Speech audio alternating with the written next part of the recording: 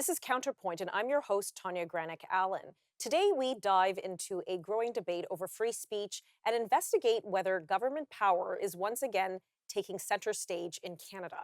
A new report released by the Justice Centre for Constitutional Freedoms is calling for the repeal of speech restrictions embedded in provincial human rights legislation across the country, arguing that these laws increasingly punish lawful expression rather than protect fundamental freedoms. The report warns that human rights tribunals, originally designed to address discrimination in housing, employment, and public services, have evolved into powerful mechanisms capable of policing speech and opinion outside the traditional court system.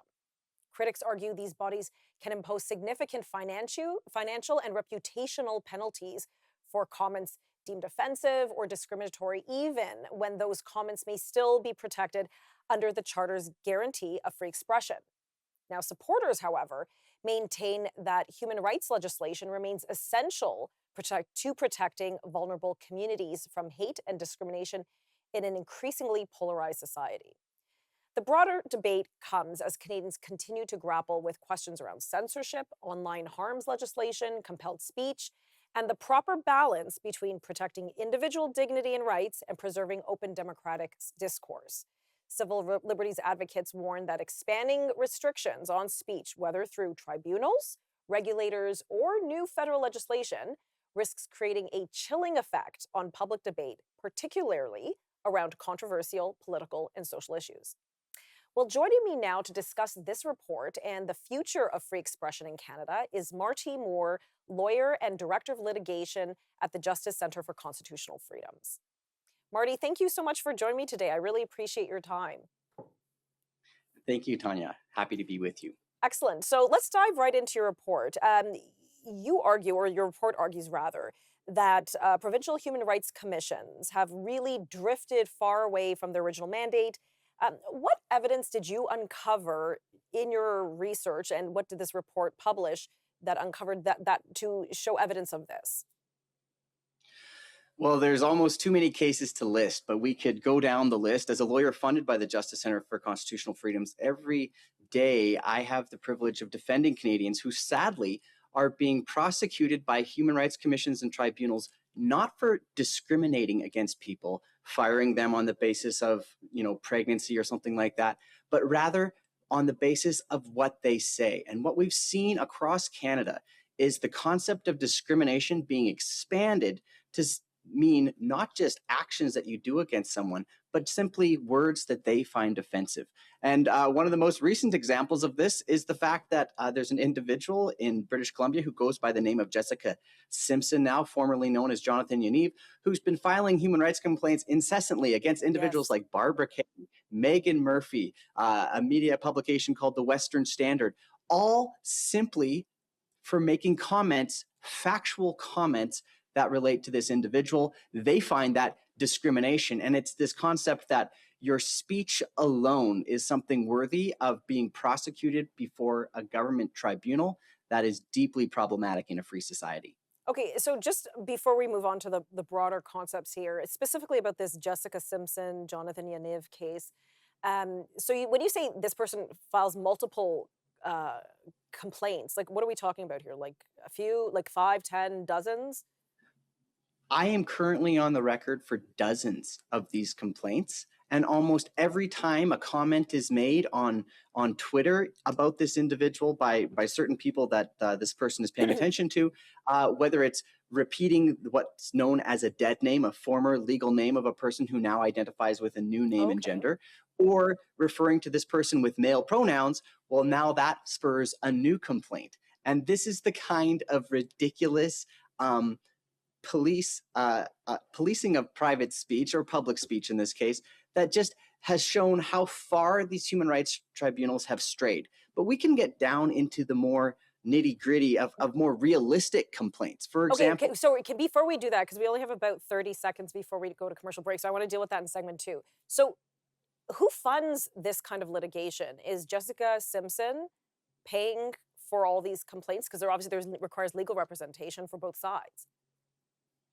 Well, in this case, the complaint is filed, and then that starts the process at the tribunal. And so the complainant will actually can proceed without being funded by a lawyer, but then the tribunal process, which is a punishment in and of itself, starts where the government tribunal is evaluating your speech. So then the defender has to have a lawyer, most likely. You want to have a lawyer representative. Okay, so just wanted to get a fact straight. Okay, we're going to pick up this discussion when we return in just a few moments. Welcome back to CounterPoint. We're discussing free speech, especially in the context of human rights commissions. Is there an abuse of authority, of power in these commissions? Have they gone too far, or are we really still protecting charter rights of Canadians? A good discussion, and joining me for that is Marty Moore with the Justice Centre for Constitutional Freedoms. Okay, Marty, so let's talk about some of the more, some good examples of cases that have worked their way through the system where you feel there's been an egregious a violation or implementation of some of these principles and concepts and punishments. Yeah. Well, we'd have to start with BC, where the BC Human Rights Tribunal may be the most woke tribunal in the country. For example, I'm representing a client going to a court hearing of judicial review where the BC Human Rights Tribunal fined her $10,000 for expressing concern to her friend about her having a double mastectomy. That was a $10,000 fine, not for anything she did, but simply for something she said. And of Hold course, on, I have to pause you for a second here. Sorry, this is a private conversation between, let's say, two friends or acquaintances.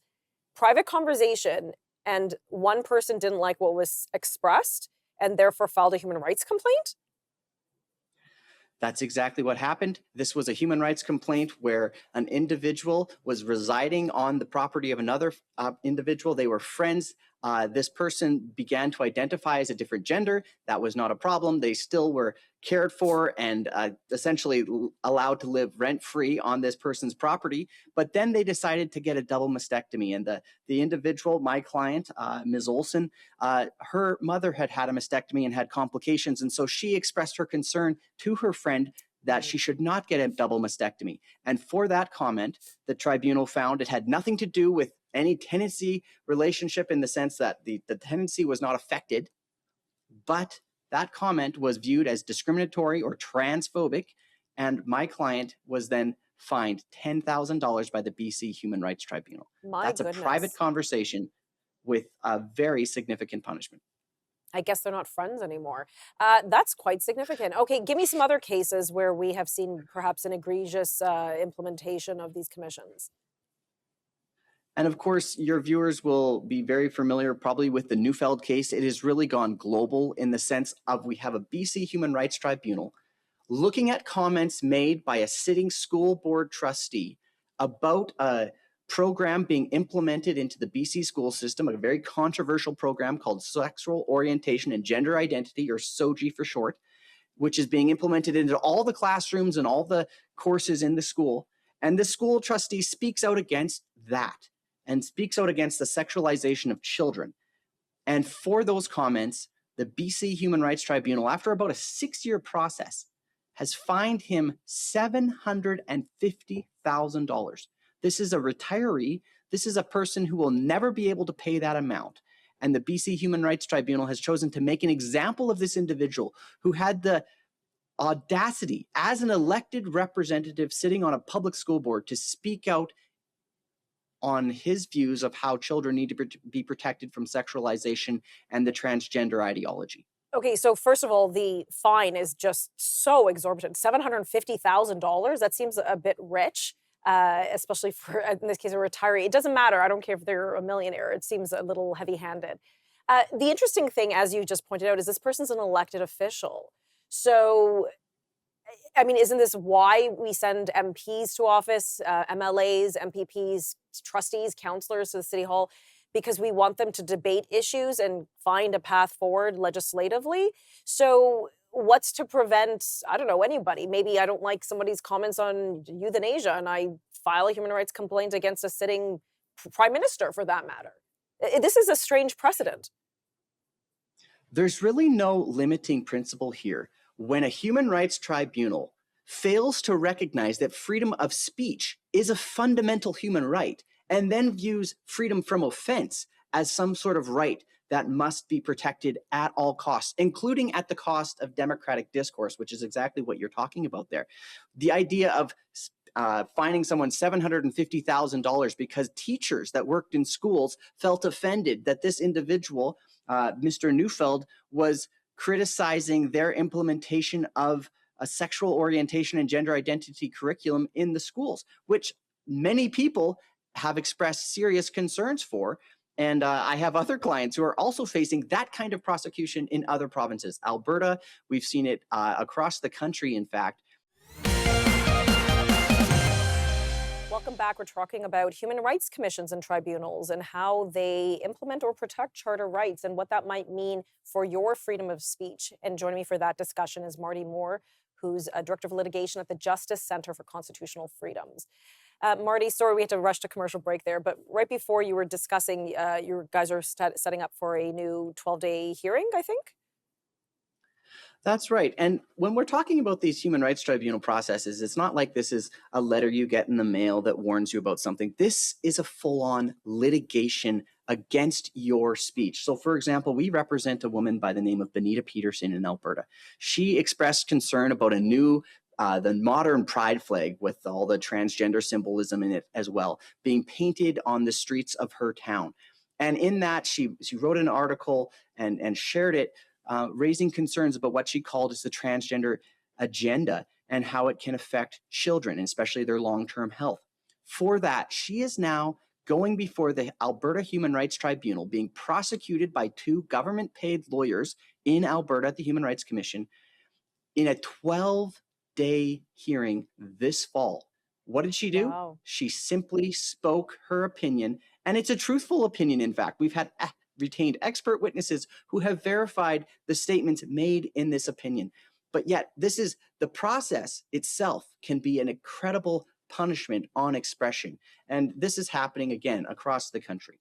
So have these human rights tribunals and commissions, have they historically, because they've been around for what, like 40 years or so now, have they historically gone after, prosecuted, investigated speech? Has that been a typical cornerstone for their agenda, or not agenda, but their mandate? Unfortunately, they have a significant history of prosecuting speech. You might be familiar with names like Mark Stein, Ezra Levant. These are individuals who've, again, gone through that punishing process of being prosecuted for their expression, not for any discriminatory actions. And this is actually the genesis of why the Canadian Human Rights Code was to remove the ability of commissions to simply go after speech directly.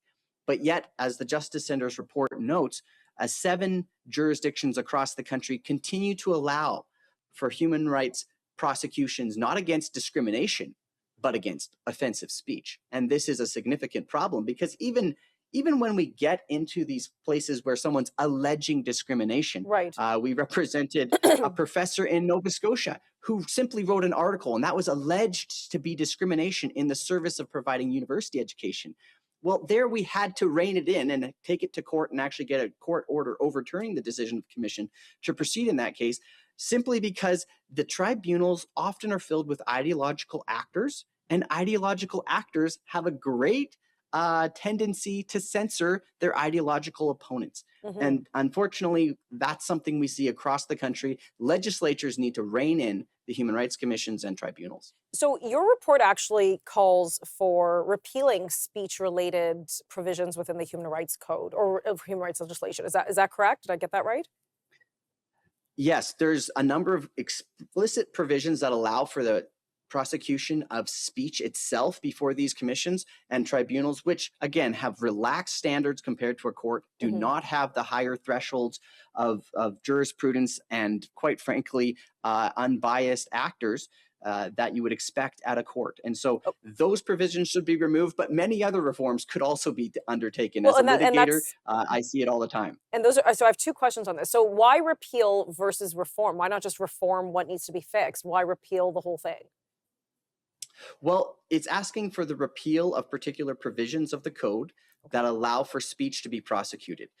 There's a fantastic argument as well, Tanya, which in many cases I would endorse, that says just get rid of the human rights commissions and tribunals entirely. And if you're being discriminated against in your employment, then you can take that to court, even through the simplified small claims court process, but where there's actually a judge that's going to hear the matter, Right. where there's actually a legal standard of evidence that's going to be applied, and where you don't expect to have an ideological tilt on the people who are actually hearing and deciding these weighty matters and imposing significant fines. Okay, we only have about 30 seconds before a commercial break, but should Canadians, until these reforms are made to this free speech code, if and when they are, to these tribunals, should Canadians shouldn't be a bit more judicious about what they're saying? Or, I mean, you said a conversation between two friends turned into a human rights complaint. We have 20 seconds. Well, the worst case in Canada is self-censorship, and thankful to the Justice Centre's donors, we have the ability to defend Canadians who've just spoken their mind, even if someone else finds that offensive. And so thank you for those who've supported our work to defend Canadians to continue to exercise their fundamental freedoms and engage in the democratic discourse. Okay, we're going to be right back in just a moment. Welcome back to CounterPoint. I'm joined by Marty Moore from the Justice Centre for Constitutional Freedoms as we discuss human rights tribunals in Canada and whether their mandate almost has gone too far, especially when we're discussing freedom of speech and speech regulation, shall we say. So one thing that has come to mind, and I think you do discuss this in your report there, Marty, in the JCCF report, is, we talk about these tribunals and you're telling me about these processes. And I say, well, don't we have courts already to prosecute these things or explore to see whether this meets the threshold of being criminal or criminal behavior? Why, is the Human Rights Tribunal not like a duplication with a lower maybe litmus test? I don't know. That's a good point. And I think there's a very strong argument to be made that says you can go to a court with an unbiased adjudicator. You can have the standards of evidence applied fairly across the board. You can have proper procedures for litigation where one party speaks, the other party speaks, where at the Human Rights Tribunal, a lot of that stuff gets, quite frankly, thrown into the blender. And the product that comes out is often a biased decision. And so a good proposal could be abolish the Human Rights Tribunals and allow any kind of discrimination complaints to be decided by a court before a judge and decided based on the rules of evidence. Yeah, it seems reasonable to me. And I'm all for efficiency and less duplication. So just on a fiscal perspective, why are we doing that? I don't know. Okay. And I want to talk about the charter as it exists currently. Well, it's not changed, but there already is a reasonable limit free speech clause, correct me if I'm wrong, but in the charter. So for free expression, I shouldn't say speech, we call it free expression in Canada. So in your view, and this is always something that it's a perennial debate, is where do we draw the line between free expression and intolerant speech or unlawful speech, I guess, in a free and democratic society like Canada should be? We are? I don't know. Well, this is exactly the question that the Supreme Court of Canada addressed in the case of Ward v. Quebec. And this is where a comedian by the name of Ward was actually making fun of a disabled individual in his jokes. And that disabled individual found those jokes to be deeply offensive and an affront to their human dignity. And so they brought a human rights kind of complaint, alleging the hurt feelings were so painful. And the courts below in the tribunal said, yes, we're going to award you damages. But at the Supreme Court of Canada, this court said, no. In Canada, the only way to restrict speech in a free society is when that speech is likely to lead to the most extreme emotion called hatred. And that's marked by detestation and vilification. And that's not simply a subjective, did it cause this particular individual to feel that way, but did it cause a large group objectively to have this hatred of another? Does that speech cause that kind of reaction? And the Supreme Court of Canada in the Ward case said, yes, the offensive and hurtful comedy words that this person was saying, those are protected free speech in a free society. But that's the line that we face in Canada. And I should mention, I believe that was a 5-4 decision. And so, yes, oh, was that close? The charter, it was that close. And so, again, we had Justice Brown on the Supreme Court participating in the writing of that decision. Are we still there in Canada as a society? Well, these free These human rights commissions and their violations of free speech are certainly testing that ground, and those decisions will be going through the courts, and we'll see if we still hold the line on being able to have reasonable debate that others do find offensive and hurtful in this country, or is the standard the offense of others? Do we have freedom from offense in Canada, or do we have actual freedom of expression? Because they too cannot coexist. So for these cases, like the ones in British Columbia with the two friends discussing the mastectomy, et cetera, so the courts awarded, I believe you said already, they already decided in that case. So could the defendant then appeal to have I don't know if we talked about this, but could the Supreme Court then review that decision? Do they have oversight over the tribunals? That's right. Every one of the tribunals is subject to judicial oversight. So, for example, last year in Nova Scotia, we had the Human Rights Commission overturned on their decision to proceed with an investigation of a professor who wrote an article criticizing race-based practices in the university. In a week, I'm going to be in BC at the BC Supreme Court challenging the decision of a Human Rights Commission to impose this $10,000 fine on my client for expressing her concerns about her friend's double mastectomy. Right. And then, of course, the Neufeld case is also going up on judicial review. So yes, these cases themselves are reviewed. And in the case of the Ward v. Quebec case, all the way to the Supreme Court before free speech was finally upheld. A lot of money, a lot of time of our courts, I'll tell you that much. Okay, Marty, listen, it's been great having you on. Thank you so much for your insights here. Thanks for watching.